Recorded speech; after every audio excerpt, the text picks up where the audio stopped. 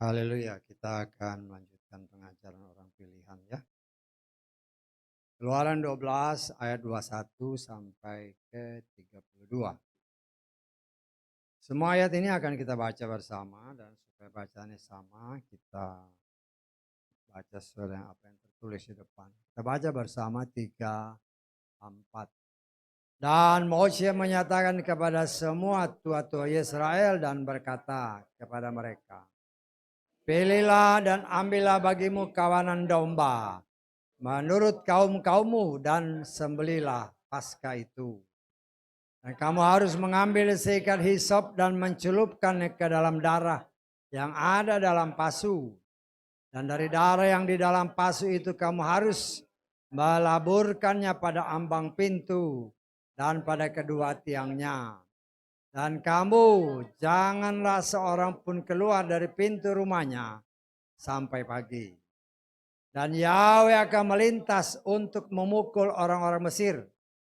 Dan dia akan melihat darah pada ambang dan pada kedua tiang pintu itu. Dan Yahweh akan lewat di atas pintu itu. Dan dia tidak akan mengizinkan si pembinasa masuk ke dalam rumahmu untuk memukulmu. Nah, kamu harus memelihara hal ini sebagai ketetapan bagimu dan bagi anak-anakmu sampai selamanya. Dan akan terjadi ketika kau masuk ke dalam negeri yang akan Yahweh berikan kepadamu. Seperti yang telah dia firmankan. Maka kamu harus memelihara ibadah ini. Dan akan terjadi ketika anak-anak bertanya kepadamu. Apa maksudmu dengan ibadah ini? Maka kamu harus mengatakan korban Paskah itu adalah bagi Yahweh yang lewat di atas rumah-rumah Bani Israel di Mesir. Ketika dia memukul orang-orang Mesir, tetapi meluputkan rumah-rumah kita. Lalu berlututlah umat itu dan mereka bersujud. Kemudian pergilah Bani Israel dan mereka melakukan seperti yang telah Yahweh perintahkan kepada Moshe dan Harun. Demikianlah mereka melakukannya. Dan terjadilah pada tengah malam, maka Yahweh memukul setiap anak sulung di tanah Mesir. Mulai dari anak sulung Firaun yang duduk di tahtanya, sampai anak sulung orang tawanan yang ada di dalam rumah penjara, juga setiap anak sulung hewan. Dan malam itu bangunlah Firaun dan hamba-hambanya dan semua orang Mesir.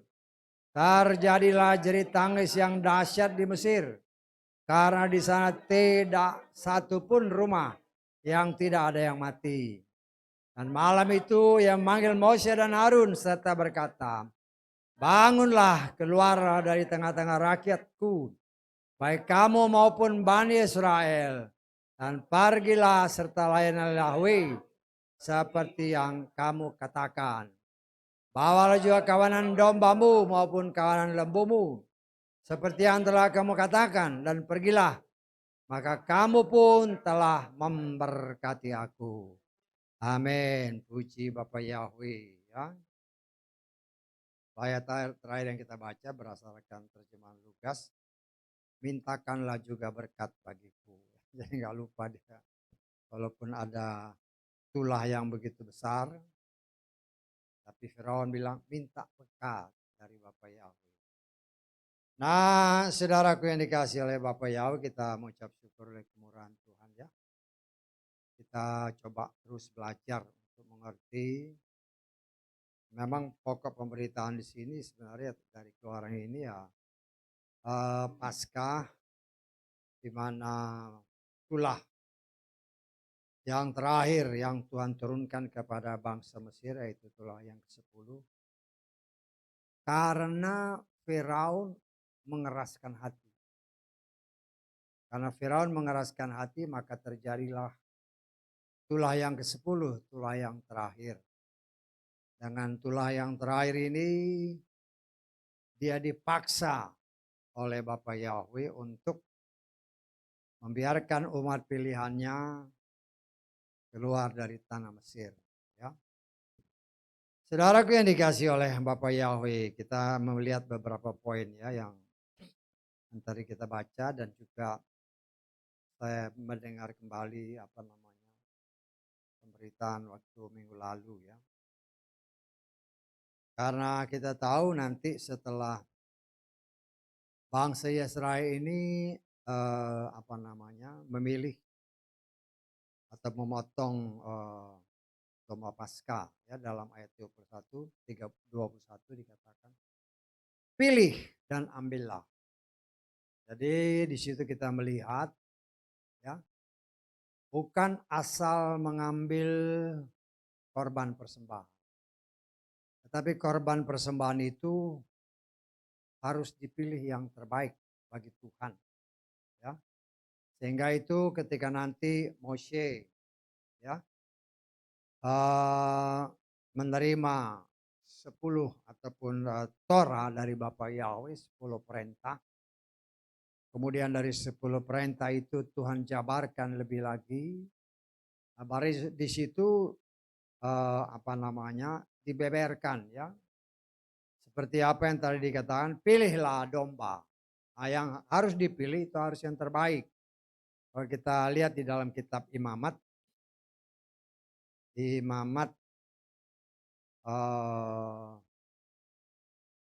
pasal ke-1. Kita baca ayat ke-3 ya. Apabila persembahannya berupa persembahan bakaran dari kawanan lembu, haruslah dia mempersembahkan seekor jantan yang sempurna. Haruslah dia membawanya ke dekat pintu masuk kemah pertemuan agar berkenan di hadapan Yahweh. Ya. Kalau di dalam terjemahan Lukas, apabila korbannya berupa persembahan bakaran dari kawanan lembu, haruslah ia mempersembahkan seekor lembu jantan yang tiada cacat. Kita lengkap ayat 10 ya. Ayat 10 dikatakan, ini tentang domba. Apabila persembahan dari kawanan domba, dari domba-domba atau dari kawanan kambing-kambing, haruslah dia mempersembahkan seekor jantan yang sempurna sebagai persembahan bakaran. Dalam terjemahan Lukas, apabila korbannya berupa kawanan domba, haruslah ia mempersembahkan seekor domba jantan atau seekor kambing jantan yang tiada cacat. Ya, itu perintah. Ya. Dan kita melihat di sini ya, mereka memang memilih yang terbaik sesuai perintah Tuhan. Kemudian domba ini disembelih. Ya. Disembelih berdasarkan firman Tuhan tadi, ya. Yang kita baca, darahnya ditampung di sebuah wadah, ya. Kemudian darah ini dilaburkan pada ambang atas pintu dan kedua tiang. Ya. Jadi ada tanda darah. Ya. Kemudian diingatkan oleh Tuhan kepada Bani Israel melalui Moshe dan Harun. Setelah mereka laburkan darah, ada satu perintah. Tidak boleh seorang pun keluar dari rumah. Perintah. Dan kita melihat di sini, ya, perintah itu ditaati oleh bangsa Israel. Ya. Walaupun mereka tidak mengerti ya, atau tidak merasa yakin bahwa itu berguna. Tetapi mereka menerima firman apa adanya. Kita anggap ya. Disuruh laburkan darah di pintu. Kemudian percaya bahwa jangan keluar. Ya. Karena memang Tuhan berencana untuk membinasakan semua orang di tanah Mesir, anak-anak sulung. Baik manusia ataupun binatang. Ya. Tetapi bagi bangsa pilihan Tuhan, tanda darah merupakan tanda. Sehingga ketika malaikat maut sesuai firman Tuhan yang kita baca, dia keliling di tanah Mesir ya, termasuk di tanah Goshen, artinya tempat orang Israel. Orang Israel dengan taat mereka melaburkannya dan mereka tetap di dalam. Berani mereka keluar, mereka binasa. Berani mereka tidak melaburkan darah, mereka juga binasa. Dan di sini kita melihat kepatuhan daripada bangsa ini.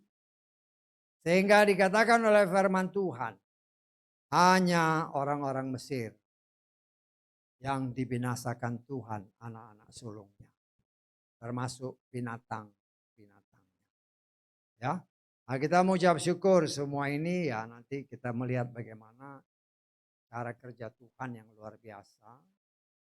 Yang juga pasti berguna bagi saudara dan saya sebagai orang-orang pilihan yang hidup pada akhir zaman. Sebagaimana tertulis dalam kitab 1 Korintus pasal 10, segala sesuatu yang ditulis itu berguna bagi saudara dan saya, diajarkan bagi saudara dan saya sebagai pengajaran. Supaya kita boleh mengerti akan kehendak Tuhan dengan benar dan supaya jangan sampai kita binasa. Ya. Nah, dikatakan oleh firman Tuhan, ya. Setelah mereka potong ini domba Paskah, kemudian dibakar. Ya, dombanya dibakar. Ya. Memang nanti kalau saudara baca di dalam kitab Imamat, ya ada aturan-aturannya untuk membakar korban. Ya. Tapi karena di sini ya belum ada aturannya. Kalau nanti setelah Tuhan memberikan Torahnya kepada Mose, baru ada detailnya apa yang harus dilakukan. Ya. Tapi di sini ya yang penting sembelih domba, darahnya diambil untuk dipoleskan atau dilabur di pintu. Kemudian sesuai dengan apa yang kita baca kemarin atau minggu lalu, kita lihat lagi. Di dalam ayatnya yang ke-8, Keluaran 12 ini. Ya. Pada malam itu mereka harus makan daging yang dipanggang api, artinya daging domba. Yang tadi mereka potong. Ya. Harus dipanggang. Dan juga roti tidak beragi, haruslah mereka memakannya dengan sayur pahit. Ya. Sayur pahit, kenapa harus sayur pahit? Ya. Semua ini sebenarnya sebagai suatu pengajaran yang Tuhan berikan kepada bangsa Israel.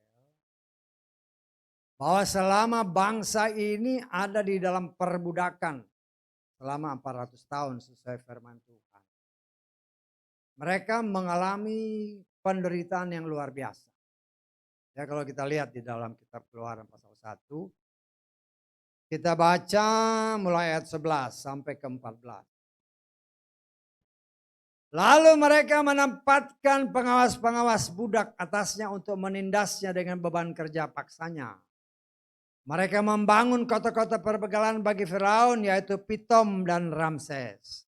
Namun semakin mereka menindasnya semakin berlipat ganda jumlahnya dan semakin menyebar luas. Dan mereka semakin ketakutan terhadap Bani Israel. Orang-orang Mesir memaksa Bani Israel dengan kekerasan untuk melayaninya. Perhatikan ayat ini. Dan mereka membuat hidupnya menjadi pahit. Ya. Dengan kerja keras berurusan dengan tanah liat dan dengan batu bata. Dan dengan semua pekerjaan di ladang. Semua pekerjaan yang mereka lakukan adalah kekerasan. Kepahitan kehidupan selama 400 tahun.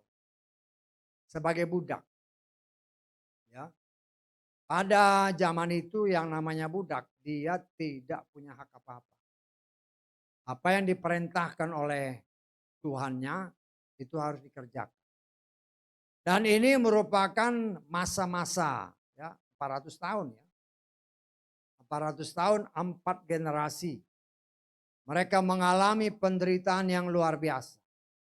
Disiksa luar biasa, dibantai luar biasa. Ya pasti ada yang mati lah.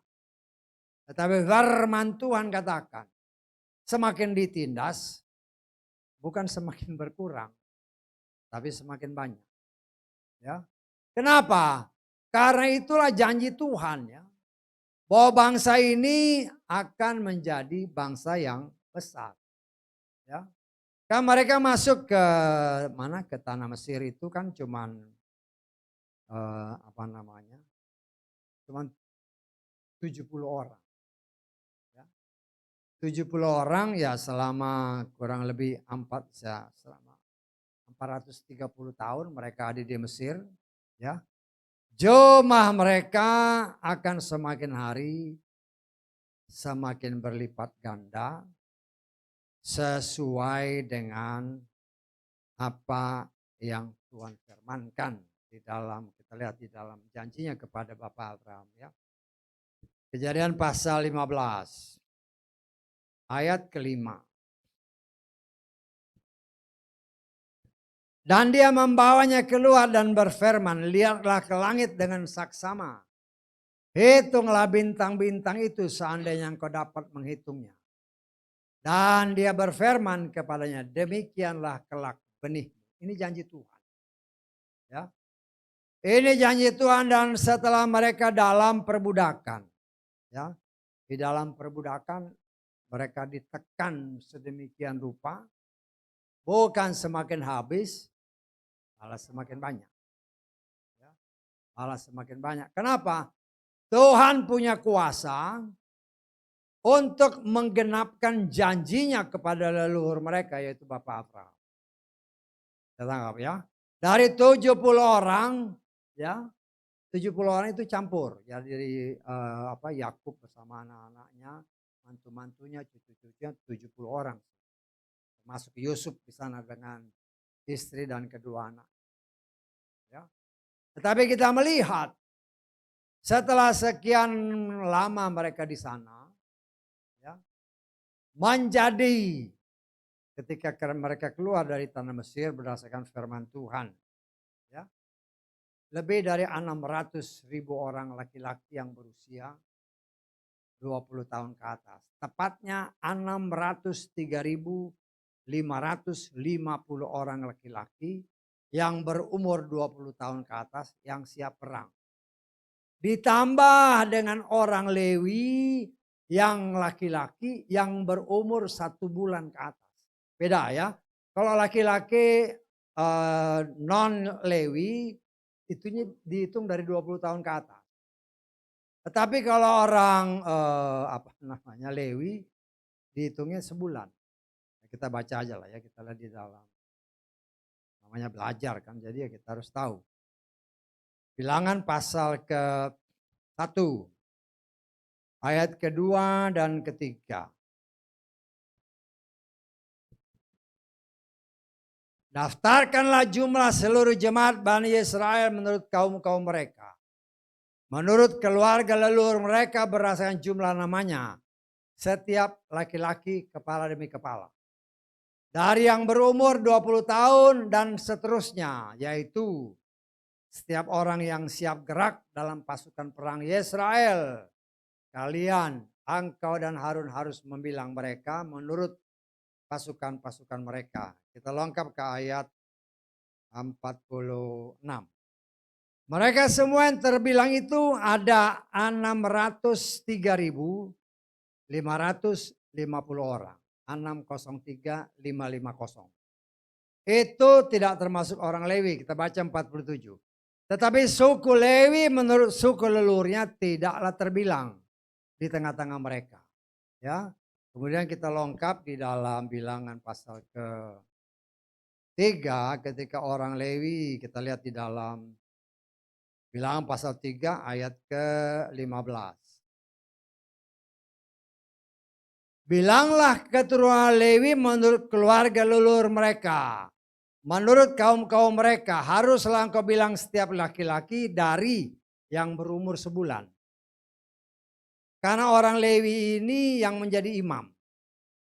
Inilah yang menjadi dasar seperti yang dikatakan oleh Paulus di dalam kitab Korintus.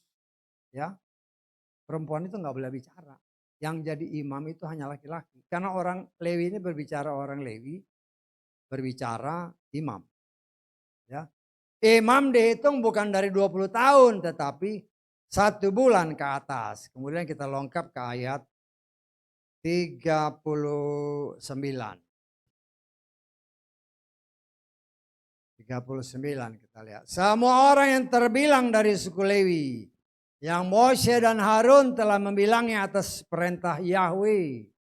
Semua laki-laki dari yang berumur 1 bulan dan seterusnya. Menurut kaum-kaum mereka ada berapa?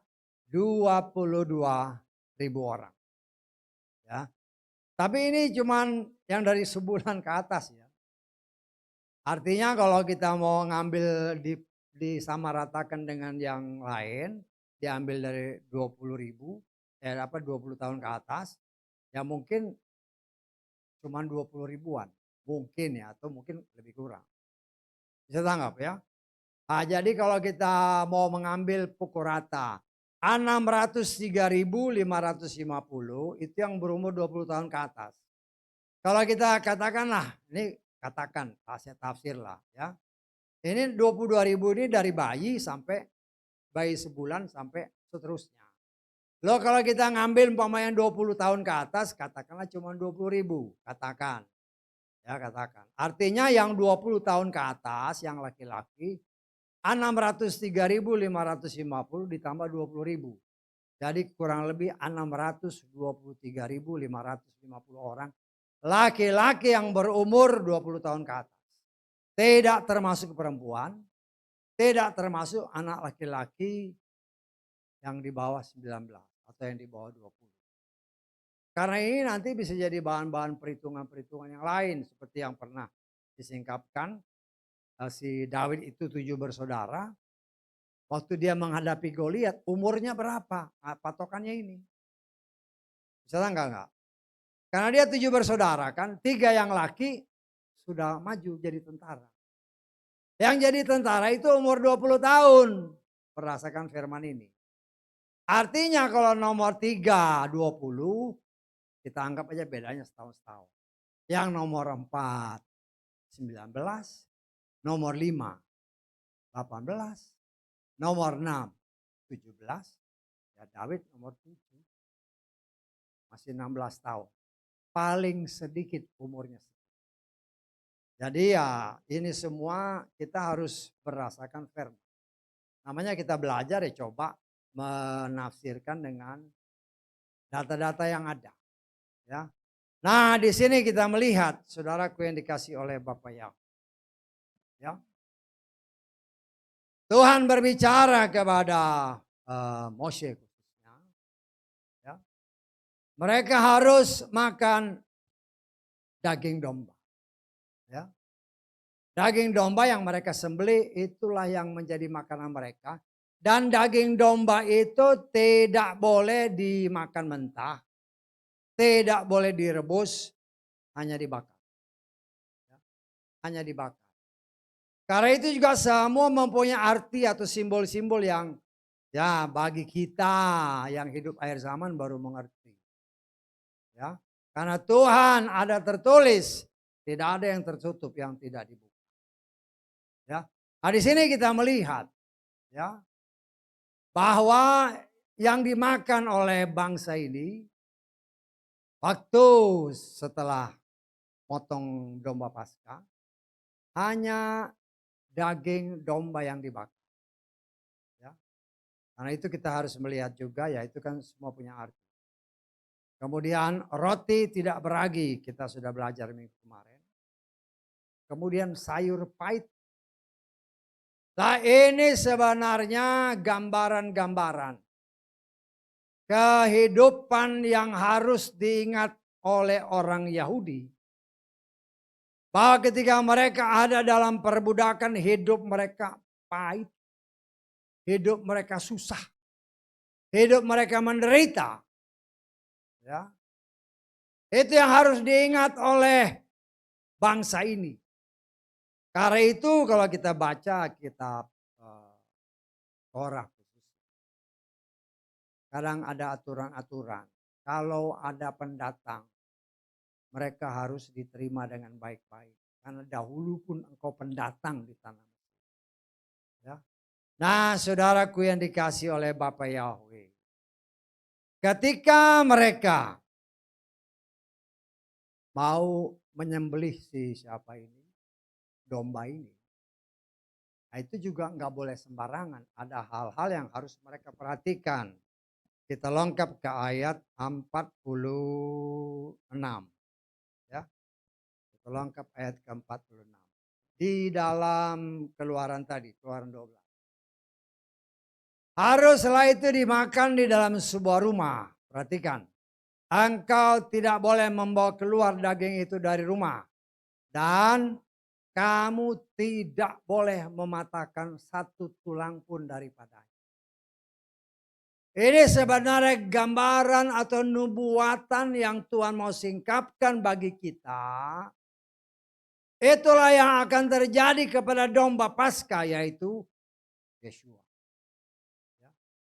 Yeshua, ya, kalau kita lengkap ke dalam Yohanes pasal ke berapa, 19. Yohanes pasal 19 ayat ke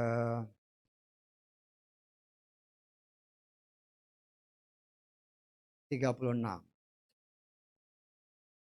Sebab hal-hal itu telah terjadi supaya kitab suci dapat digenapi. Tidak satu pun tulang-tulangnya akan dipatah. Jadi apa yang terjadi ribuan tahun yang lalu sebelum Yeshua. Ya, Tuhan sudah memberikan nubuatan. Sebenarnya Mose juga nggak ngerti. Saya nggak.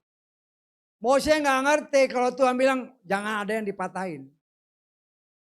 Karena pada saat itu saya percaya Mose belum mengerti apa yang Tuhan sudah rencanakan. Karena pernah saya katakan bahwa Tuhan itu sutradara agung. Ya.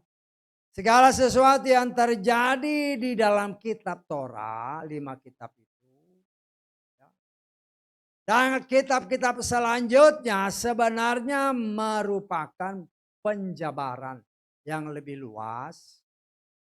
Yang semua itu sudah ada di dalam kitab Torah. Termasuk yang tadi kita katakan, kenapa tulangnya nggak boleh dipatah? Karena Yeshua, firman Tuhan katakan dia adalah domba Paskah. Dan domba Paskah itu firman Tuhan katakan, kan tadinya rencananya kakinya itu mau dipatah. Sama prajurit, kalau saudara baca sebelumnya kan. Ya, tetapi ketika mau dipatahkan dia lihat sudah mati, yang nggak perlu dipatah. Lah itulah gambaran yang begitu sempurna. Ya kita tahunya ya setelah Tuhan singkapkan baru kita tahu. Oh ini. Ya. Dan saudaraku yang dikasih oleh Bapak Yahweh, kita melihat betapa sempurnanya semua yang Tuhan nyatakan. Ya. Tuhan peringatkan kepada bangsa Israel melalui Mose. Jangan ada yang keluar. Sampai pagi. Ya. Karena malaikat maut berdasarkan firman Tuhan. Pada tengah malam akan keliling tanah Mesir. Dan mereka akan melaksanakan perintah Tuhan. Masuki semua rumah yang tidak memiliki tanda darah. Ya. Kemudian bunuh semua anak sulung, manusia maupun binatang. Dan itulah yang terjadi. Ya. Dan kita melihat di sini bangsa Israel pun, ya, kalau seandainya mereka tidak taat, pasti binasa. Ya. Kalau mereka tidak peduli dengan apa yang dikatakan oleh Tuhan melalui Mose, ya keluar rumah, pasti binasa. Tetapi ayat-ayat firman Tuhan yang tertulis yang kita baca, ya, tidak ada satupun yang terjadi pada bangsa Israel. Artinya itu semua terjadi hanya kepada bangsa Mesir yang tertimpa atau yang ditulahi oleh Tuhan karena mereka tidak mau dengar-dengaran akan perintah. Nah, di sini kita melihat kita sudah belajar 9 tulah dan ini tulah yang ke-10. akibat kekerasan hati daripada seorang pemimpin. Ya. Itu bisa berakibat fatal kepada yang dipimpin. Termasuk ya, Firaun adalah raja. Ketika dia melawan firman Tuhan, menolak untuk mengikutinya. Bukan saja Firaun yang kena, tetapi seluruh rakyat juga kena imbas. Bahkan banyak yang ya. Nah, artinya kita sini juga melihat kan. Ya, kita dengar-dengarkan dari banyak orang kan apa yang terjadi di negara kita ya. Pemimpin-pemimpin kita karena mereka nggak ngerti. Karena mereka nggak ngerti firman ya repot. Tetapi kita yang mengerti firman, ada tertulis berdoalah bagi mereka. Nah, kita melihat di dalam kitab Keluaran, kitab Kejadian pasal 12. Ayat ketiga. Biarlah aku memberkati mereka yang memberkati engkau dan mengutuk orang yang menistai engkau. Dan di dalam engkau semua kaum di bumi akan diberkati. Ya. Jadi kita harus perhatikan kata-kata itu dengan baik. Ya. Dalam terjemahan Lukas, aku akan membuat engkau menjadi bangsa yang besar. Yes. Aku akan memberkati mereka yang memberkati engkau. Dan mengutuk dia yang mengutuk engkau. Dan karena engkau maka semua kaum di bumi akan diberkati. Itu firman Tuhan. Ingat ya, berkali-kali saya ingatkan kepada kita semua. Tuhan itu setia sama firman-Nya. Dia bukan setia sama orang, dia bukan setia sama Abraham. Abraham salah pun dia hukum. Ya. Nah ini yang harus kita perhatikan dan ya kita mendengarkan. Bangsa ini bahkan pemimpin telah mengutuki bangsa pilihan. Lalu kita hanya bisa berdoa, Tuhan ampuni para pemimpin bangsa ini. Ampuni sebagian besar rakyat ini yang tidak memang mengerti firman. Karena mereka kan nggak tahu firman ini. Nggak tahu dia. Ya. Ya kita berdoa memohon ampun kepada Bapa Yahweh. Agar supaya belas kasihan Tuhan. Ya. Karena orang pilihannya memohon ampun. Ya. Supaya jangan sampai itulah itu terjadi kepada bangsa ini. Nah, kita kan boleh minta. Berdoalah di tempat di mana engkau ditempatkan. Berdoalah bagi kota di mana engkau ditempatkan. Berdoalah bagi bangsa di mana engkau ditempatkan. Supaya damai sejahtera dari Bapa Yahweh turun atas bangsa ini. Karena tidak semua orang tahu akan firman. Nah, Tuhan setia sama firman-Nya. Nah, kita minta aja Tuhan ampuni bangsa ini. Ampuni bangsa ini karena mereka memang gak ngerti. Ya. Kita ngomong juga mungkin mereka gak akan dengar. Ya. Tetapi kita melihat ya, dengan kita merendahkan hati, merendahkan diri, memohon belas kasihan. Supaya bangsa ini jangan sampai kena tulah. Ya. Kalau kena tulah ya hancur. Ya. Hancur. Karena itu ya kita hanya bisa berdoa. Ya. Tetaplah berdoa. Ya. Nah kita kan setiap at least paling seminggu 2 kali kita berkati bangsa ini. Berkati bangsa ini. Ya. Karena itu perintah Tuhan. Supaya kita menerima berkat karena itu janjinya. Kalau engkau yang memberkati bangsa ini maka engkau diberkati. Itu yang ngomong Tuhan bukan sembarangan. Tuhan yang sanggup melakukan apa yang dia katakan. Ya. Dan kita belajar untuk taat seperti bangsa Israel ini. Walaupun Tuhan perintahkan laburkan darah di pintumu. Mereka juga masih ya mungkin ya asal ikut-ikutan aja. Tetapi nanti setelah kejadian baru mereka lihat. Wih, ternyata semua orang Mesir ada kedukaan yang luar biasa. Maut melanda hampir, boleh dikatakan oleh firman Tuhan. Semua rumah mengalami kematian. Ya.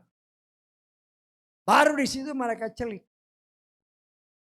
Nah di sini nanti kan kita lihat, ini kan banyak aturan-aturan Tuhan.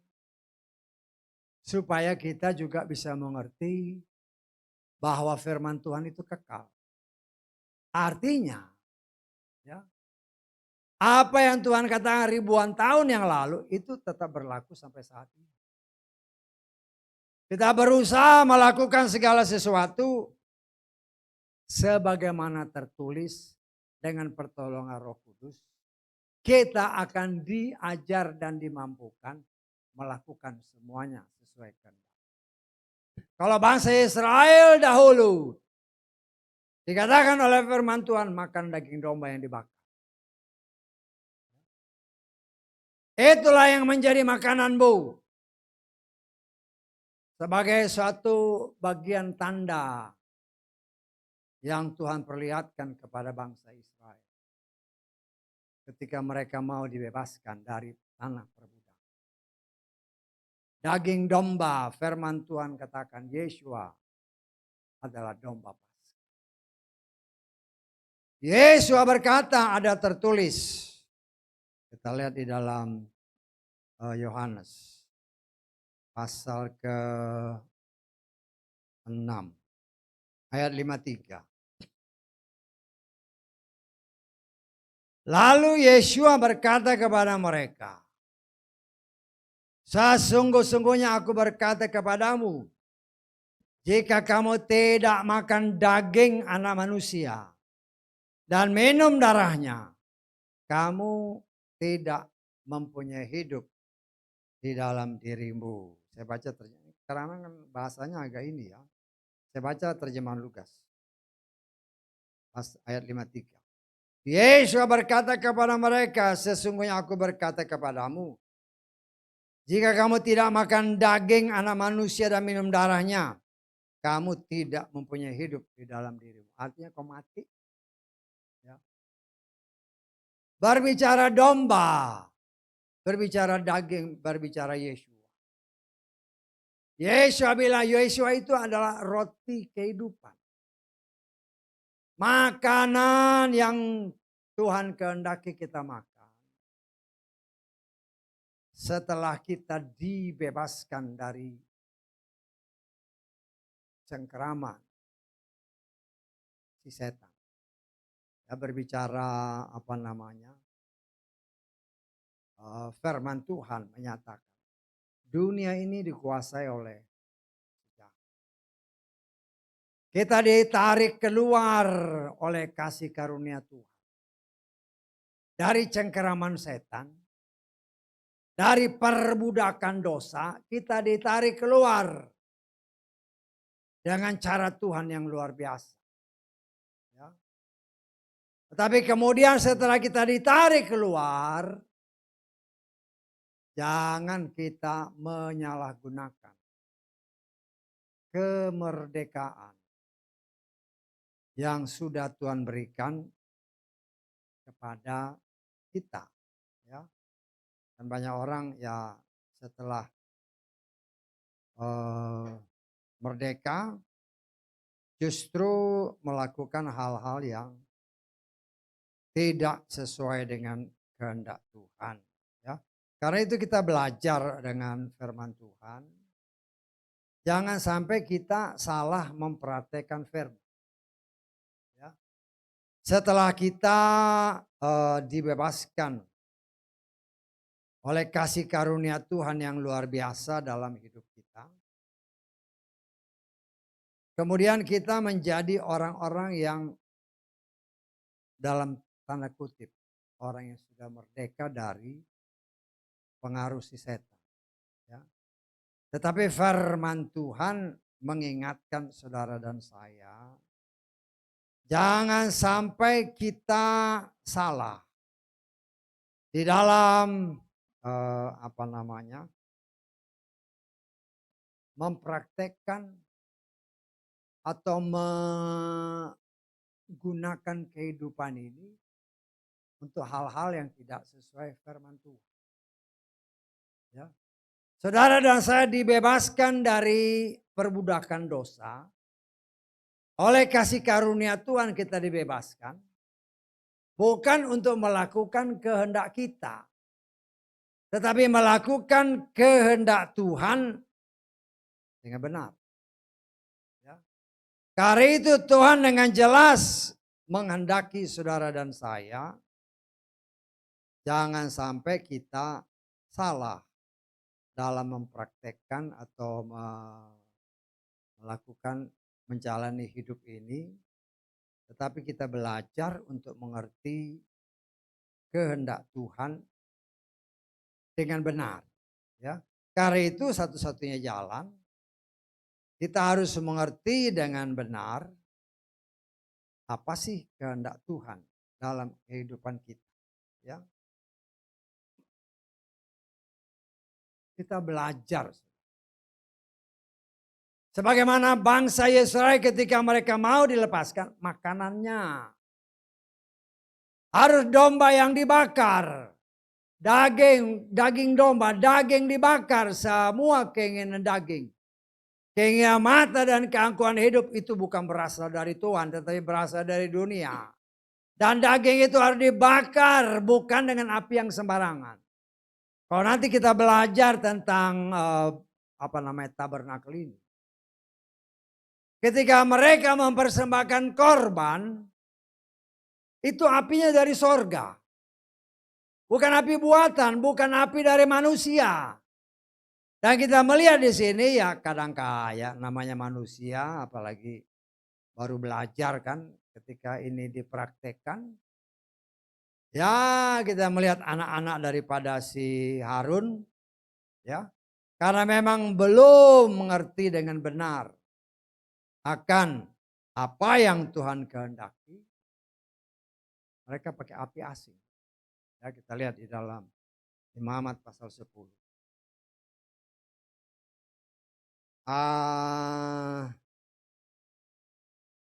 Kita baca ayat 1 sampai 2.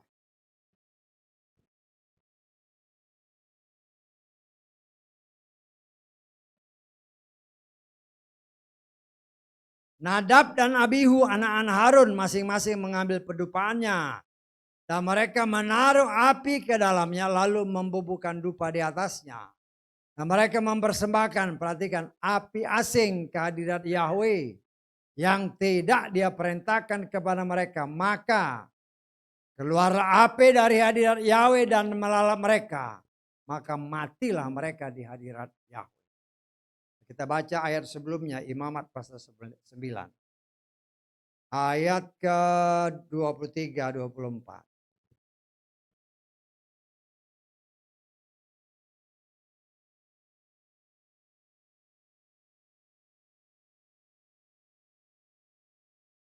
Jadi segala sesuatu kalau kita lihat di sini, kita harus sangat berhati-hati.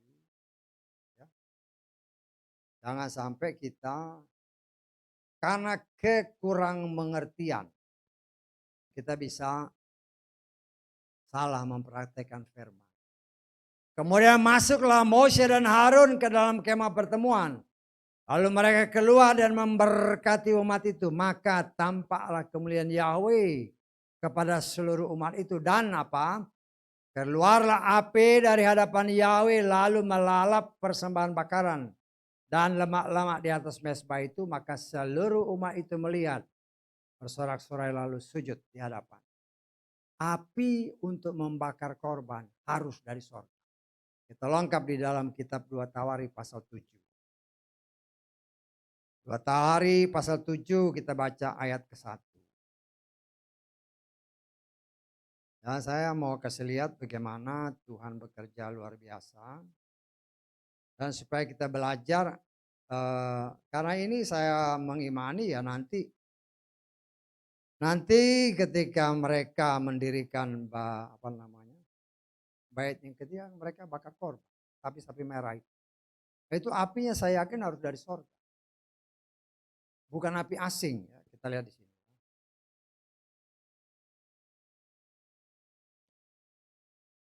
Ketika Salomo selesai berdoa, kemudian api turun dari sorga, memakan habis persembahan bakaran dan korban-korban. Dan kemudian Yahweh memenuhi bait itu.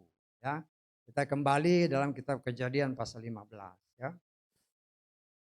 Kembali kepada Kejadian 15. Ceritanya kita sudah belajar ini, saya riwayat sedikit. Ketika Abraham menanyakan tentang keturunan kan. Tuhan bilang keturunan seperti bintang di langit. Firman Tuhan katakan percayalah Abraham. Tetangkap ya, nanti saudara baca dalam Kejadian 15. Kemudian ketika Tuhan bilang ini semua akan aku berikan kepada keturunan. Loh, di situ timbul keraguan Bapak Abraham. Ya. Sehingga dia berkata, ya, bagaimana aku bisa mewarisi negeri ini? Tuhan menganggap itu satu keraguan, itu satu dosa. Karena dia berdosa, Tuhan perintahkan persembahkan ini. Kemudian Abraham mengikutinya, dia potong semua hewan-hewan, tapi dia nggak bakar. Bakarnya Tuhan yang bakar. Ya kita lihat jadi dalam ayat Kejadian 15 ayat ke 17. Terjadilah matahari telah terbenam dan hari telah menjadi gelap dan tampaklah sebuah perapian yang berasap dan sebuah sulu yang berapi melintas di antara potongan-potongan daging. Jadi yang bakar itu Tuhan.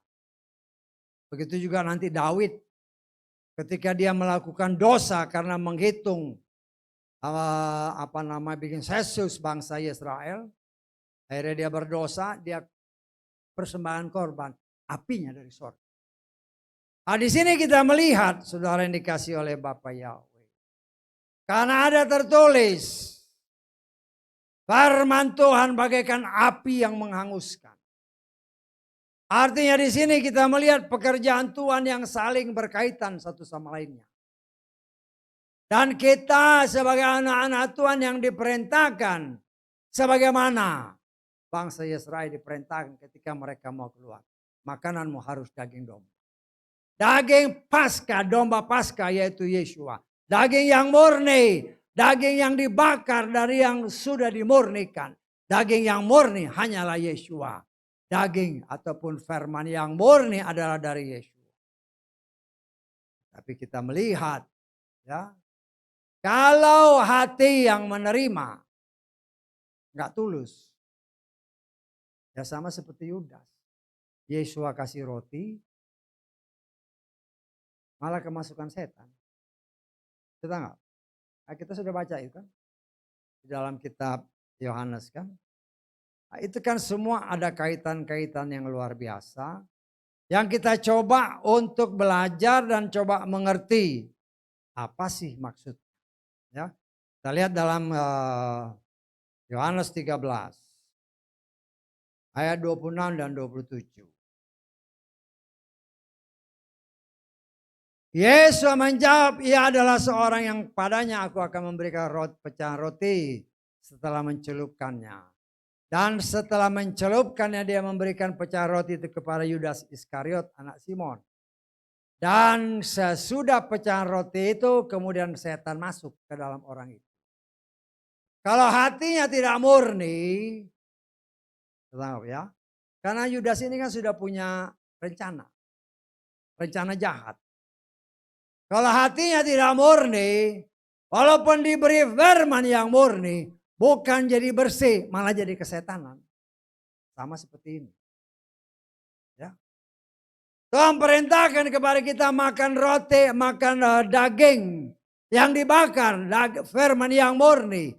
Menjadi makanan bagi kita, sama seperti bangsa Israel setelah dibebaskan dari tanah Mesir itu menjadi makanan mereka. Ya, kita sudah belajar minggu kemarin dengan roti tak beragi. Sepanjang jalan mereka harus makan roti yang tidak beracun. Artinya roti yang tidak dicemari oleh berbagai macam apapun yang berasal dari luar. Ya, artinya ya kita tergantung kepada apa yang tertulis. Ya, walaupun ya kita mengakui bahwa terjemahan kitab suci yang kita punya banyak yang juga tidak sesuai sebagaimana seharusnya. Tetapi saya percaya bagaimana Tuhan bekerja sangat luar biasa dalam hidup kita. Kita kan nggak ngerti. Tetapi Tuhan mengerti apa yang harus kita lakukan. Tetapi karena kita baca sesuatu yang ya mungkin terjemahannya nggak cocok. Ya akhirnya bisa membuat pengertian kita pun jadi salah. Tetapi saya percaya dengan kasih karunia Tuhan. Karena Tuhan melihat hati yang murni. Dia punya cara untuk membawa kita mendapatkan rahasia-rahasia yang luar biasa. Supaya iman kita bertumbuh sesuai dengan kehendaknya. Contoh. Ya. Dulu kan kita berdoa, Bapa kami, terjemahan kitab suci kita juga sama. Ya. Kita lihat aja dalam Matius pasal ke-6 ya.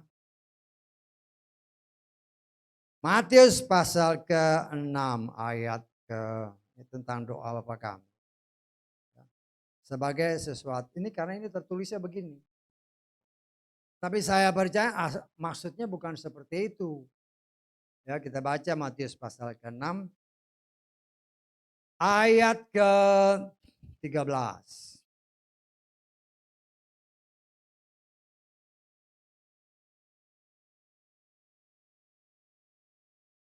Janganlah membawa kami ke dalam pencobaan. Kalau arti terjemahannya ini, jangan membawa kami ke dalam pencobaan. Seolah-olah Tuhan membawa kita ke dalam pencobaan. Betul ya? Tapi lepaskanlah kami dari yang jahat. Karena kepunyaan kerajaan kuasa yang kemuliaan. Ayat ini bertentangan dengan kitab Yakobus. Ya, kita sudah belajar. Tapi ya karena sempat disingkap kemungkinan kita coba lihat. Seperti yang saya katakan tadi kan, kita memang tergantung kepada kitab suci. Tapi kitab suci karena terjemahannya sudah berkali-kali, masih banyak juga yang tidak seharusnya. Tetapi Tuhan kan tahu kita memang punya keterbatasan.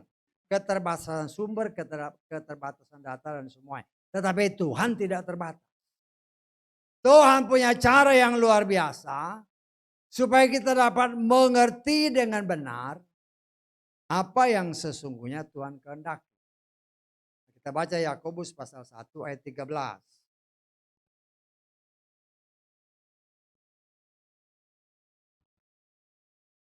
Ketika dicobai, janganlah seorang pun berkata, aku dicobai oleh Elohim. Sebab Elohim tidaklah dapat dicobai oleh yang jahat dan dia sendiri tidak mencobai siapapun. Jadi ayat ini dengan doa tadi itu bertentangan. Saya tangkap. Nah ini merupakan pergumulan, khususnya saya pribadi. Dan oleh kasih kemurahan Tuhan dengan cara Tuhan, saya mendapatkan kitab-kitab suci baik yang diterjemahkan oleh Hans Spengler maupun oleh James Street. Di situ tidak seperti apa yang diterjemahkan dalam seperti yang kita punya ini. Dan itulah yang saya ajarkan praktekkan di tengah kita. Ya, bukan jangan bawa kami ke dalam cobaan, tapi jangan biarkan kami masuk ke sana. Ya, itu sangat berbeda.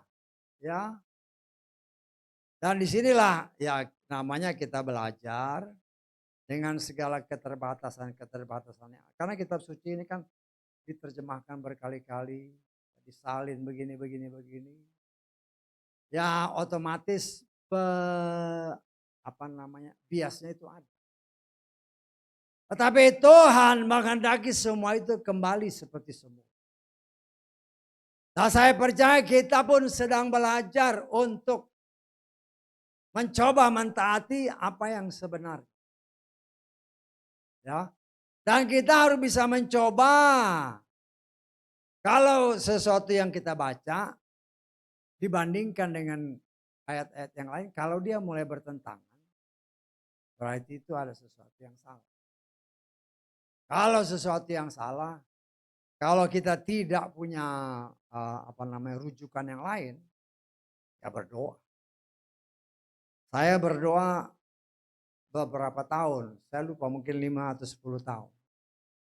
Ya. Karena itu banyak orang saya cari di internet. Banyak orang meragukan ini bertentangan dengan kitab Yakobus. Tetapi mereka tidak mau bertindak, ya tetap begitu-gitu aja. Dan oleh kasih kemurahan Tuhan, ya, saya bisa mendapatkan 2 kitab suci dengan penerjemah-penerjemah yang berbeda. Dan hasil terjemahannya memang tidak sama dengan ini. Ya, baik oleh Hans Spengler maupun oleh James Stream. Sehingga berdasarkan itu semua, itulah yang saya ajarkan kepada saudara, ya, khususnya yang ada di tempat ini, dan mungkin saudara yang mendengar dari luar, ya, kalau saudara dengar doa Bapa kami yang dipanjatkan dari tempat ini berbeda dengan apa yang tertulis. Karena yang tertulis ini bertentangan dengan apa yang tertulis di kitab Yakobus. Ya. Nah, disinilah kita melihat James Stream. Kan dalam terjemahan bahasa Inggrisnya kita lihat dalam terjemahan bahasa Inggris. Di dalam Matius pasal 6 ayat 13 tadi. Matius 6 ayat 13. Lead us not into temptation. Jangan bawa kami ke dalam pencobaan. Sedangkan dari Yakobus tadi Tuhan gak mencobai. Sedangkan. Lah ini yang tidak sesuai dengan hati nuraniku karena berbicara. Roh Kudus berbicara seperti itu. Tapi bukan setahun 2 tahun. Saya pikir lebih dari 5 tahun mungkin 10 tahun. Saya mendapatkan 2 kitab suci dengan terjemahan James Stream yang menyatakan bukan lead us tetapi let us. Let us not come into temptation. Itu yang saya terjemahkan untuk kita di sini. Jangan biarkan kami masuk. Itu beda dengan ini. Dengan terjemahan Hans Spengler, do not allow us to be tempted. Itu beda. Jangan biarkan kami dicoba. Itu beda dengan ini. Saya tanggap ya. Kayaknya saya ada kopi di bukunya kayak apa, kitab suci kayak apa, sudah pernah saya kasih lihat. Nah, itu hanya sebagai satu gambaran. Tuhan menghendaki saudara dan saya makan daging yang sudah dimurnikan. Daging yang dimurnikan adalah Yahweh sendiri di dalam Yeshua Masih, karena dialah firman yang hidup. Dialah daging itu, kata Yohanes pasal ke-6 tadi. Ya. Dan dia juga adalah, Yeshua berkata, akulah roti kehidupan. Dia roti yang tidak beragi, yang tidak dicampur dengan ragi-ragi manusia. Kan Yeshua sendiri berbicara. Hati-hati dengan ragi-ragi orang Farisi maupun Saduki. Ya, bukan ragi petani ya. Bukan ragi orang biasa. Tetapi khusus Yeshua bilang ragi orang Farisi dan Saduki. Artinya orang-orang yang benar-benar memang ada di dalam. Yang berkecimpung dalam kehidupan rohani. Dalam kerohanian. Orang Farisi, ahli Torah. Tetapi mereka sudah memasukkan, Yeshua berkata, firman Tuhan kamu abaikan karena tradisi.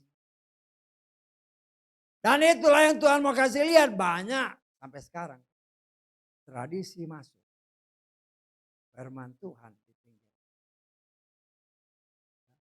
Nah kita pada akhir zaman ini ya Tuhan berikan kepada kita hikmat dan keberanian untuk tidak mempraktekkan tradisi, tetapi mempraktekkan apa yang tertulis. Apa yang tertulis. Walaupun banyak orang mungkin, wah tradisi itu penting. Ya, cara berpikir orang kan macam-macam. Ya. Karena tradisi di sorga nggak ada. Yang ada adalah apakah engkau melakukan firman. Firman yang tertulis itu semuanya akan menjadi hakim kita. Sesuai firman. Apa yang Tuhan perintahkan kalau kita tidak lakukan, itu yang akan jadi hakim. Kita lihat di dalam kitab Yohanes pasal ke-12.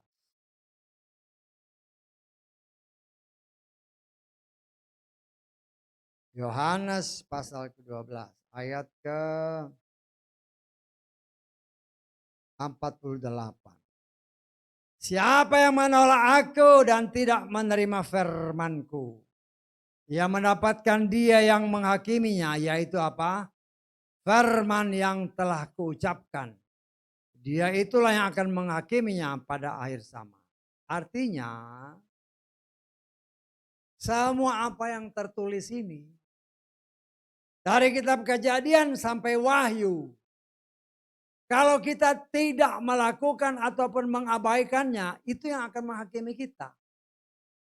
Bisa tanggap? Itu yang diucapkan Tuhan itu tertulis. Kalau tidak diucapkan ya nggak termasuk. Kalau nggak ada ya, kalau nggak ada tertulis, ya itu tidak akan menghakimi kita. Tetapi semua yang tertulis, kalau kita tidak melakukan berdasarkan ayat ini, firman itu yang menghakimi. Karena itu kita belajar untuk mengerti firman Tuhan dengan benar. Karena itu dikatakan, kenallah Tuhanmu dengan benar. Banyak orang yang tidak mau mengenal Tuhan dengan benar karena mengabaikan pengajaran-pengajaran yang diberikan oleh 5 jawatan yang sungguh-sungguh ada di dalam Tuhan. Kan firman Tuhan katakan, Tuhan siapkan khususnya kepada gereja. Khususnya kepada gereja 5 jawatan yang Tuhan siapkan. Untuk membawa saudara dan saya bagian daripada gereja Tuhan. Diajar, diarahkan. Supaya kita bisa mengerti firman Tuhan dengan benar. Kita lihat di dalam Efesus pasal ke-4. Ayat ke-11 mulai. Sesungguhnya dia atau Yeshua sendiri telah memberikan rasul-rasul, ya. Ini 5 jawatan.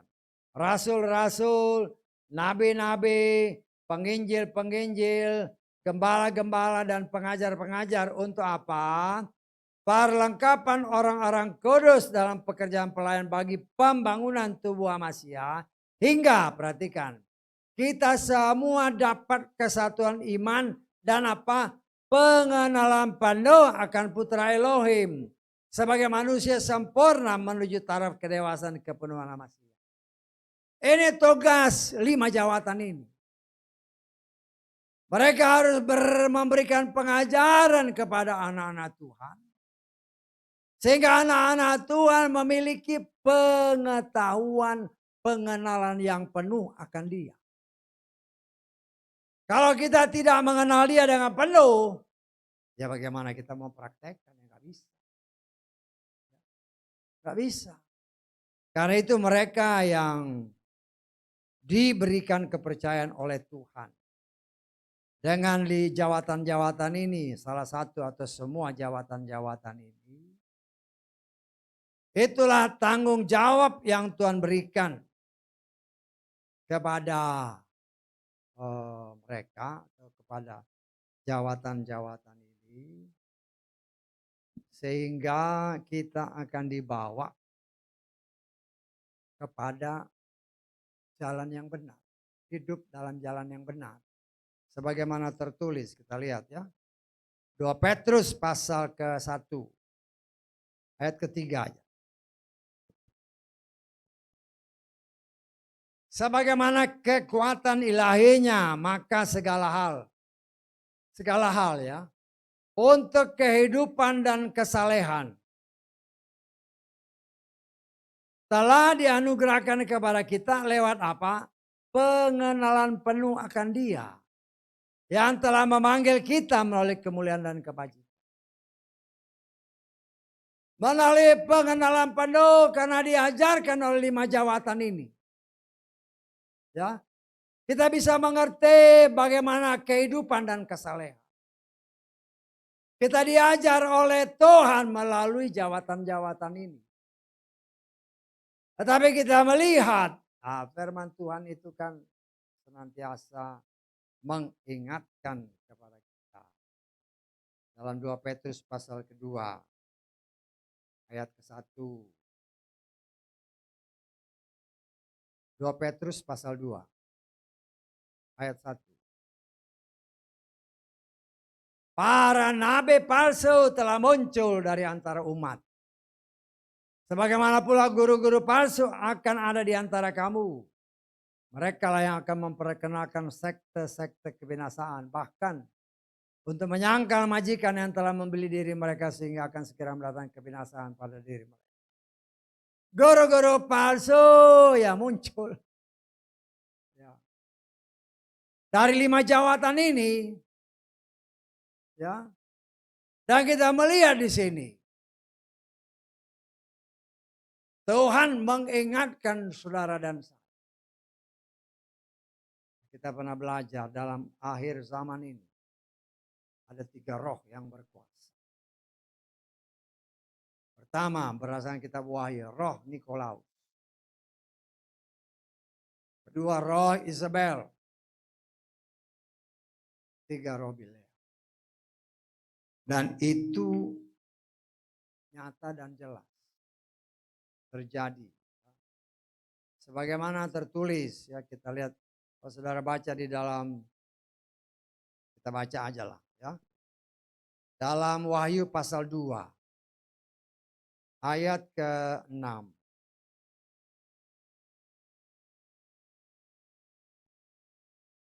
Engkau memiliki hal ini bahwa engkau membenci perbuatan para pengikut Nikolaus yang juga aku benci. Ya. Nikolaus itu bahasa Yunani dari asal kata Nikao dan Laos. Ya. Nikao itu artinya menaklukkan. Laos itu berarti manusia atau gereja. Dan itu terjadi sekarang. 5 jawatan ini, ya, dengan berbekal kuda putih dalam Wahyu pasal 6, memberikan pengajaran-pengajaran yang menyesatkan, membawa jemaat bukan tunduk kepada firman, tetapi tunduk kepada gembala. Nah, itulah Nikao Laos. Menaklukkan jemaat. Ya. Dengan caranya. Ya. Kamu harus dengar aku gembala. Ya, firmannya dilewati. Itulah pengajaran Nikolaus yang ada. Memang muncul sesuai dengan kitab Wahyu. Pada akhir zaman kelihatannya dalam Wahyu pasal. Pakai kuda putih si setan ini. Kelihatannya dia ajar benar. Tetapi mulai melenceng. Kemudian roh Bileam yang membawa bangsa Israel untuk berzina. Bahkan main duit. Kalau nggak ada duit, sorry. Dan roh Isabel. Ya, kan jelas Tuhan berfirman. Ya walaupun roh Isabel ini memang ya banyak orang yang susah menerimanya. Kita baca aja ya. Wahyu pasal 2 ayat ke-20.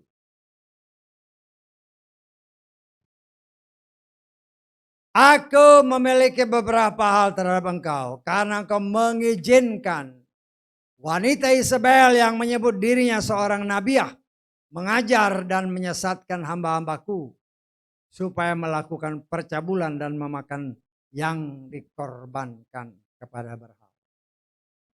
Ya. Banyak kan tadi kita sudah baca tentang orang Lewi. Kan? Yang dihitung itu hanya laki-laki. Paulus itu adalah ahli Torah. Betul nggak? Dia tuh ahli Torah. Dia mengerti firman Tuhan dengan benar sehingga dia berkata di dalam tulisannya 1 Korintus pasal ke-14 ayat 34. 1 Korintus pasal ke-14 ayat 34. Para istri dalam gereja-gereja kamu, biarlah mereka berdiam diri karena tidak diizinkan bagi mereka untuk berbicara. Sebaliknya, tunduk sebagaimana pula Torah mengatakan. Tapi ya sayangnya 5 jawatan ini, itu ada sejarahnya. Oh jelas-jelas Torah kok sejarah. Nah sekarang kan banyak, kalau saudara ngomong sama pemberita-pemberita yang perempuan pasti marah. Kalau ditanya ayat ini, ya, loh itu kan Torah tidak berlaku. Lah ini lebih ngawur lagi. Sedangkan ini kan Torah mengatakan, tapi kalau dibilang Torah nggak berlaku, ada nggak ayatnya? Yesus berbicara, aku datang bukan untuk meniadakan Torah, tetapi untuk menggenapi. Tetapi kita melihat di sini, ya, bagaimana setan berusaha untuk mengelabui mereka yang menamakan diri umat Tuhan. Kita baca Matius pasal 5 ayat ke-17. Janganlah mengira aku datang untuk membatalkan Torah atau kitab para nabi. Aku datang tidak untuk membatalkan, melainkan untuk menggenapinya. Sebab sesungguhnya aku berkata kepada langit bumi boleh berlalu, satu iota, satu keria pun dari Torah tidak akan lenyap sampai segala sesuatu. Kita sudah belajar dari kitab Mazmur. Sebelum dunia diciptakan, Tuhan sudah tulis semua. Masih ingat? Sudah tulis semua. Sudah tulis semua, termasuk jalan hidup saudara dan saya. Ada di situ. Itulah yang beberapa waktu yang lalu, beberapa tahun yang lalu. Mungkin 20-30 tahun yang lalu. Ada orang yang menerbitkan buku. Bible Code. Dia meneliti firman Tuhan dari bahasa Ibrani asli. Ternyata di sana banyak rahasia-rahasia firman dengan cara dia, dengan metode dia. Apa yang terjadi di muka bumi ini semua sudah tertulis di situ. Dan saya tidak membantahnya. Kenapa? Karena di dalam kitab Mazmur sudah menyatakan sebelum segala sesuatu ada, dia sudah tahu, dia sudah tulis. Lah karena itu saudaraku yang dikasih oleh Bapa Yahweh. Nah inilah yang menjadi pergumulan kita semua. Memang 5 jawatan ini bertugas untuk mengajarkan umat Tuhan. Supaya mengenal Tuhan dengan benar melalui firman. Sehingga kita bisa mengerti bagaimana harus kita hidup dengan saleh dan benar sesuai dengan kitab Petrus. Karena tanpa bimbingan firman, Yesus berkata, akulah jalan, akulah kebenaran, dan aku kehidupan. Kalau kita tidak berjalan dalam kebenaran, jangan sampai, jangan pikir kita bisa sampai ketemu dengan Bapa. Karena itu kita dihimbau oleh Tuhan, kita belajar tentang firman. 3 makanan baik daging, baik roti tak beragi, maupun sayur pahit, supaya kita yang hidup pada akhir zaman ini diingatkan oleh Tuhan. Kalau kita hidup dalam kurungan dosa, dalam penjara si setan, sebagaimana dahulu bangsa Israel mengalami kepahitan yang luar biasa. Supaya kita diingatkan di dalam kehidupan setelah kita dibebaskan. Ya. Inilah makanan kita. Semua yang murni. Ya. Karena daging itu kan dibakar sama api. Juga roti dibakar sama api. Sayurnya sayur pahit. Biasanya yang namanya obat pasti pahit. Betul nggak? Nah itu gambaran kehidupan saudara dan saya. Supaya di dalam menjalani hidup ini supaya hidup dalam kesalehan. Mari kita belajar untuk menikmati kebenaran yang murni. Karena itu kita harus belajar melalui firman. Dengan pertolongan Roh Kudus yang memberikan pencerahan. Kita bisa mengerti firman Tuhan dengan benar. Kita memiliki pengenalan yang penuh akan Dia. Firman yang hidup. Dan kita bisa menjadikan firman itu fondasi hidup kita. Bagaikan batu karang, Yesus adalah batu karang. Kita tertanam di dalam batu karang. Sehingga apapun bentuk yang coba dilakukan oleh si jahat, baik angin ribut maupun banjir. Selama kita hidup berdasarkan kebenaran yang sejati. Berfondasikan firman yaitu Yeshua Masih. Kita akan tetap berdiri dengan teguh. Ya. Tidak akan pernah bisa digoyahkan dengan berbagai macam isu-isu di luar sana. Kan banyak macam-macam isu. Dengar ya boleh aja karena kita punya kuping. Tapi hati-hati dengan apa yang kau dengar. Karena kita sering kali baca itu. Dalam Ibrani pasal 2. Ya. Jangan apa yang kita dengar membuat kita ciut. Ingat bahwa ya, Tuhan menyiapkan segala sesuatu begitu komplit. Termasuk kepada saudara dan saya. Sehingga dia mengingatkan kembali ayat ini. 2 Petrus pasal kedua. Ayat ke-9. Yahweh sudah mengetahui. Bukan belum ya. Bukan akan. Tetapi sudah mengetahui. Bagaimana melepaskan orang-orang saleh dari pencobaan. Dan menyiapkan orang-orang yang tidak benar pada hari penghakiman untuk dihukum. Dia sudah tahu karena dia sutradara agung. Dia sudah tulis semua itu sebagaimana yang seringkali diingatkan kepada saudara dan saya. Dialah aktornya. Dialah sutradaranya. Dia sudah tulis semua itu. Karena itu dia sudah tahu bagaimana menyelamatkan kita. Ya, kita baca lagi Mazmur 139. Ayat ke-16. Matamu sudah melihat selagi aku bakal anak. Perhatikan ini. Pada kitabmu. Wah, di sini salah ya. Ini terjemahannya. Itulah yang saya bilang ngawur nih terjemahannya.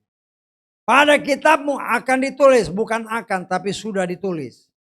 Seluruh hari-hari mereka dibentuk meski belum ada satupun di antara mereka. Dalam terjemahan Lukas. Matamu sudah melihat selagi aku bakal anak. Dalam kitabmu semuanya tertulis. Bukan akan. Kita enggak? Kita baca bahasa Inggrisnya lah. Bahasa Inggris. Thine eyes did see my substance, yet being unperfect. And in thy book all my members were written. Bukan will written, tapi were written. Sudah ditulis. Karena itu dia pun sudah tahu bagaimana menyelamatkan kita. Sebagaimana tadi kitab Petrus. Artinya, kalau kita benar-benar hidup di dalam dia, jangan sampai isu-isu yang kita dengar dari dunia ini membuat kita khawatir. Kan Yesus bilang jangan takut, jangan khawatir. Kita belajar untuk mengerti. Memang harus belajar. Menghadapi berbagai macam tantangan. Setan memang. Kan berkali-kali saya ingat. Setan itu sebagaimana tertulis. Dia itu memang berjalan keliling. Untuk apa? Untuk membuat. Ya kita baca aja lah. Ya. Dalam 1 Petrus pasal 5. Ayat ke-8. 1 Petrus 5 ayat 8. Sadarlah, berjaga-jagalah. Karena apa? Musuh-musuh setan berjalan sambil mengaum seperti singa. Untuk mencari seseorang yang dapat dia telan. Perhatikan baik-baik katanya, ini firman Tuhan. Dia bilang, Bapak Yahweh bilang, setan itu memang kayak singa. Menakutkan, dia hanya mengaum doang. Tidak menerkam. Loh, tetapi kalau kita buka celah, ya udah dia keplak sekali. Karena itu dikatakan oleh firman Tuhan. Jangan beri kesempatan kepada setan. Ya. Jangan sedikit pun juga. Kalau kita beri kesempatan, siapa yang salah? Ya salah sendiri. Dan jangan salahkan Tuhan. Kita baca. Efesus pasal keempat ayat 27. Efesus 4. Janganlah pula memberi tempat kepada si setan. Jangan. Kita belajar saudaraku yang dikasih oleh Bapak Yahweh. Melalui perintah Tuhan kepada bangsa Yesus. Kita Pesah, Paskah. Kita sudah dibebaskan dari cengkeraman setan. Karena firman Tuhan sudah kita baca. Dunia ini dikuasai si jahat. Ya. Tetapi kita sudah ditarik keluar oleh anugerah Tuhan. Dari kegelapan kita dibawa kepada terangnya Tuhan. Kemudian saudara dan saya dibentuk. Ya. Setelah kita keluar dari sebagaimana bangsa Yahudi. Keluar dari tanah Mesir. Kemudian mereka dibentuk. Di dalam perjalanan makananmu hanya ini. Untuk sampai ke tanah perjanjian. Ya. Itu merupakan gambaran bagi saudara dan saya. Saudara dan saya pun mengalami begitu banyak ujian-ujian. Seperti nanti kita pelajari tentang bangsa yang firman Tuhan katakan bangsa ini. Bangsa yang bebal, keras kepala, dan sulit untuk menerima nasihat dari siapa. Masuk dari firman. Ya. Karena itu saudaraku yang dikasih oleh Bapak Yahweh. Inilah anugerah Tuhan. Walaupun bangsa ini sudah diam di tanah Mesir 430 tahun. Di mana 400 tahunnya sebagai budak. Mereka sudah lupa nama Tuhan. Tetapi Tuhan tidak lupa janjinya kepada nenek moyang mereka. Tuhan pun tahu dan kenal saudara dan saya. Karena sebagaimana kita Mazmur tadi. Sebelum aku bakul anak. Dia sudah menulis tentang aku. Artinya mari kita belajar mengucap. Ya, dia sudah punya rencana begini. Tapi kalau kita kepala batu, melenceng, ya sudah. Ya, jangan seperti Firaun. Diberi firman malah menolak. Ya. Walaupun dalam tulah terakhir dia mengusir bangsa Israel. Dia suruh semuanya pergi, tetapi berdasarkan kitab Lukas, ya. Kitab Lukas ini dalam terjemahan yang ELT agak beda. Saya baca Keluaran 12 ayat 32. Berdasarkan terjemahan Lukas, ya, ayat 32. Bawalah juga kawanan domba dan kawanan lembumu, seperti yang telah kamu katakan. Pergilah, tetapi mintakanlah juga berkat bagiku. Saudaraku yang dikasih oleh Bapak Yahweh, ya, kita belajar, ya, terimalah firman Tuhan. Yakobus 1 ayat 21 dengan lemah lembut. Terima. Jangan menolak firman satupun, jangan. Karena kalau kita menolak firman, menyangkali Yeshua, merasakan apa yang sudah kita pelajari. Kalau engkau menyangkali, dia pun akan menyangkali. Karena itu apapun yang tertulis, mungkin saat ini kita belum bisa mempraktekkan. Tetapi jangan pernah menolak firman. Bisa tanggung saya? Jangan pernah menolak. Karena firman itu adalah pribadi Yesus. Engkau berani tolak, berarti engkau menolak dia. Menolak dia ada tertulis. Menolak kehidupan. Menolak kehidupan ya upahnya. Pasti mau. Karena itu saudaraku yang dikasih oleh Bapak Yahweh. Ya. Kita mengucap syukur pelan kita belajar. Walaupun yang kita pelajari ini. Ya. Saya percaya masih banyak rahasia yang terkandung di dalam. Ya, walaupun saudara sudah belajar lagi di rumah. Kenapa begini ya? Kenapa begini? Kenapa begini? Tanya Tuhan, dia yang punya firman. Dia yang punya firman. Dan ketika kita membuka diri menerima firman dengan lemah lembut. Sesuai janjinya. Yakobus 1 ayat 21. Firman itu yang menyelamatkan jiwa. Hari itu mari kita belajar menerima firman Tuhan. Kalau seandainya mungkin kita belum bisa menerimanya. Jangan pernah menolak. Tetapi berdoa, Tuhan, ajar aku dan mampukankah aku untuk bisa menerimanya serta mempraktekkan. Karena kalau kita tidak mau menerimanya, jangan harap kita akan mendapatkan tempat bersama dengan dia. Karena itu maju terus, berdoa terus. Waktu sudah semakin dekat. Tahun 24. Tahu-tahu nanti kita sudah di ujung tahun. Masuk lagi tahun 25. Semakin dekat. Waktu semakin dekat. Ya.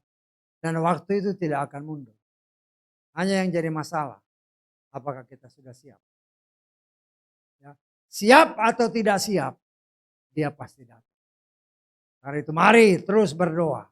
Terus baca dan selidiki firman. Dan belajar dengan pertolongan Roh Kudus. Untuk bisa mempraktekkan. Haleluya. Amin.